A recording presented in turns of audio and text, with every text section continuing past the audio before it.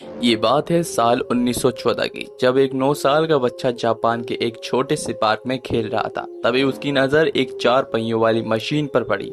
ये मशीन और कुछ नहीं, फोर्ड का मॉडल टी थी। इस गाड़ी को देखकर ये बच्चा हैरान हो गया। यही वो दिन था जब उस 9 साल के बच्चे को गाड़ियों से प्यार हुआ था।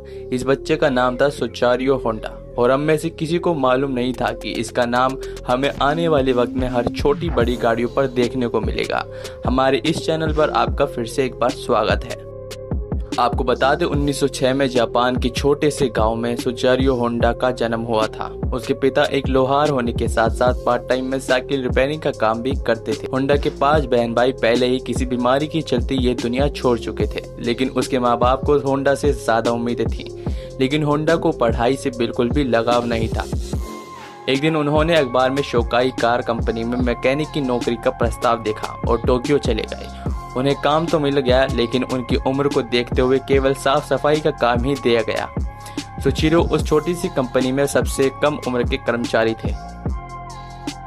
सुचिरो ने शोकाई कार कंपनी के मालिक से निवेदन किया कि उन्हें मैकेनिक का काम सीखने दिया जाए। उनके निवेदन को स्वीकार करते हुए कंपनी के मालिक ने सुचिरो को दूसरी ब्रांच में भेज दिया। यह रात को रेसिंग कार तैयार की जाती थी। सुचिरो अपनी लगन और मेहनत से बहुत जल्दी काम सीख गए और एक उम्दा मैकेनिक बनकर उभरे। 23 नवंबर 1924 को शोकाई कंपनी की कार ने 5वीं जापान कार चैंपियनशिप में हिस्सा लिया। ये सभी कारों को पीछे छोड़ते हुए रेस में प्रथम आई। सुचिरो ही इस जीतने वाली कार के मैकेनिक थे। जीत के बाद ये टोक्यो की पसंदीदा कार बन गई। अब कंपनी की अन्य शाखाएं खुल गईं। इन शाखाओं में से एक की जिम्मेदारी 21 साल के सुचिरो को दी गई। 1928 में सुचिरो ने शोकाई कंपनी छोड़ दी और घर वापस आ गए। यहाँ वो मैकेनिक का काम करने लगे। कुछ दिन बाद उन्होंने बड़ी कंपनियों के लिए सस्ते और टिकाऊ पिस्टन रिंग्स बनाना शुरू किए। उन्होंने अपनी सारी पूंजी लगाकर एक कंपनी खोली और प्रयोग शुरू कर दिया। अपने बनाए पिस्टन को बेचने के लिए बड़ी कंपनियों से संपर्क किया। जल्द ही उन्हें टोयोटा को पिस्टन रिंग्स सप्लाई करने का कॉन्ट्रैक्ट मिल गया। लेकिन इस बीच एक रेस के दौरान उनका एक्सीडेंट हो गया और वे बुरी तरह जख्मी हो गए। उन्हें 3 महीने तक अस्पताल में रहना पड़ा। अस्पताल में उन्हें पता चला कि उनके बनाए पिस्टन की क्वालिटी तय मानकों के अनुसार पास नहीं हुई। उन्होंने टोयोटा का कॉन्ट्रैक्ट खो दिया। जीवन में सब उनके खिलाफ चल रहा था। उनके जीवन की पूरी कमाई डूब चुकी थी, लेकिन उन्होंने हार नहीं मानी और पिस्टन की क्वालिटी को सुधारने के लिए कई कंपनियों के मालिकों से मिले।